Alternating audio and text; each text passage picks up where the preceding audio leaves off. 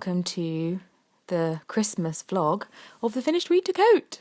This took me about 3 weeks all told, I think, on and off obviously. I wasn't doing it solidly, but you saw it up to the point where I had done all of the major sections of the outer coat. I just hadn't attached the collar, and obviously I then had to do all of the lining, etc. So here it is in its finished glory.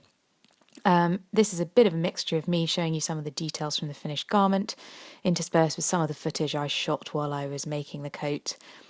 Most of that is about the hidden pocket in this video. And there are more photographs at the end of the video, so you can see more of the detail, but I absolutely love it. I'm really pleased with it. There were moments where there was real test of my resolve not to rush it, particularly just before Christmas, where I had a couple of meetings with people who knew I was making the coat and had been sort of following my progress and really wanted me to wear it when I saw them. But I was very good and I held off and didn't rush through it. I really hope you love it. I really do. And I'll put the details of the pattern and Craftsy course that I followed in the description box. I hope you have a really lovely and wonderful Christmas and relaxing holiday season and New Year. And I will see you all at the other side, but I really hope you enjoy this video. Okay, so I think one of the main things to sort of show at this point is that the coat is, as you can see, A-line, and the fullness that you can get at the back is as a result of that sort of wide skirt. And in the wool it hangs beautifully and looks really great. I also decided to turn up the sleeves. There is a vent that you can't really see very well in this picture at the back, which allows a kind of pointed detail on the sleeves, which looks really nice.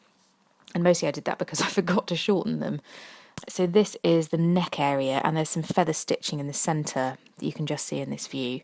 It holds the lining to the coat body just at the neck to stop the lining popping up, and was a new technique on me, but it's really pretty. There is also some understitching, which attaches the facing through to all of the seam allowances, so it runs all the way along this edge and then all the way around the neck to hold all of those pieces in place and add some extra support. You can see it close up here, so they're just really tiny running stitches, but it just means that the collar sits beautifully. You don't rely too much on pressing it in those areas where it could, show through. So that's the collar pieces. So moving on to the lining, which is in that lovely silvery herringbone. It turned out really beautifully, and I'm really pleased with it. Again, this felt like a kind of second version. I made this coat essentially 3 times because it's in the wool and the cotton flannel, which is the underlining, and then in the lining. But this is the pocket detail with the prairie point front, which you can just see here in slightly more detail, which is an added detail that they have in the Craftsy course. But the idea is it sits just at the waist, and the prairie points allow you to feel where it is. I just thought I'd show you what this looks like when it's in construction, because it's quite an interesting piece of construction detail, and they look really beautiful when they're done. So this is the prairie points before it gets slotted into the pocket, and it's really a series of folded fabric points that you slot into each other in order to make this sort of piping detail. And yeah, the idea is that when you put your hand in, you can feel where the pocket is because you've got those points at the front. So all you need to do is cut out bias strips of 1.25 inches wide. That's what I used here, and it's what the course tells you to do.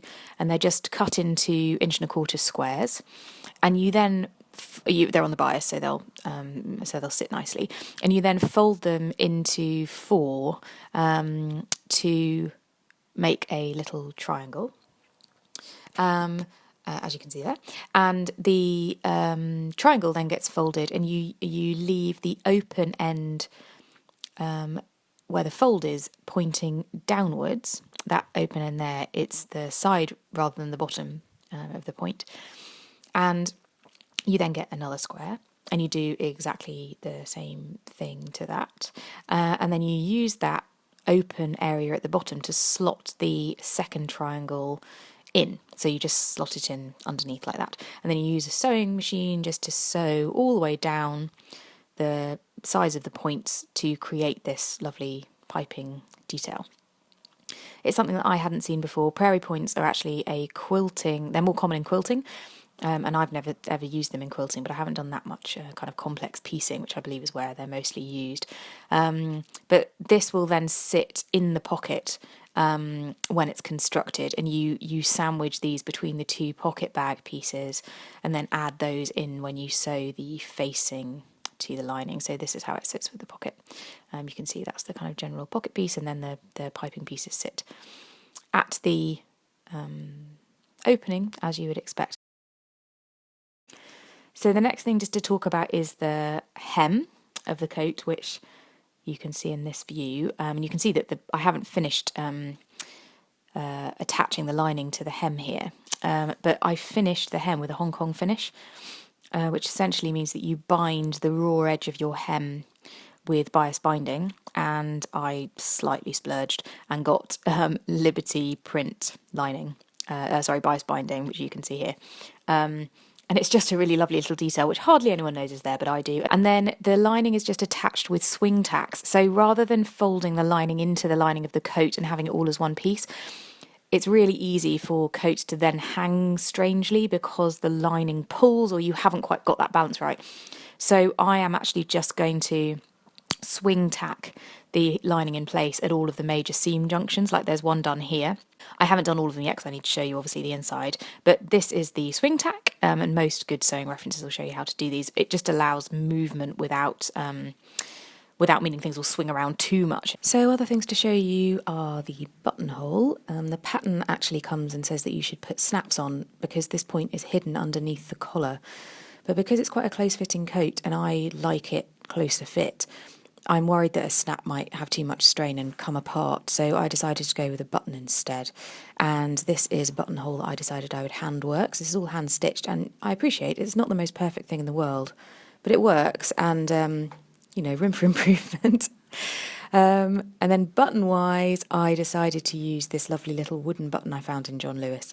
I think it was about £1, and it's a leaf shape. But I went through a whole load of others and just thought that this seemed to match with the rustic feel of the fabric, and colour-wise it went pretty nicely. So here it is in close-up. It's just a really pretty little button. It's a bit of a bummer to try to get it in and out the buttonhole, but So there we go. That's it all done. And here are some more photos as promised. I really hope you like it. I've had so many gorgeous comments since I've been wearing it out, actually. I think the fact that the silhouette is just unusual, and it obviously fits me really beautifully, which I think is unusual nowadays, because so many off the peg things just won't quite fit people as snugly as something you've made yourself. So I hope you love it. I hope you've had great Christmases. Wishing you a very happy New Year, and I will see you in 2017.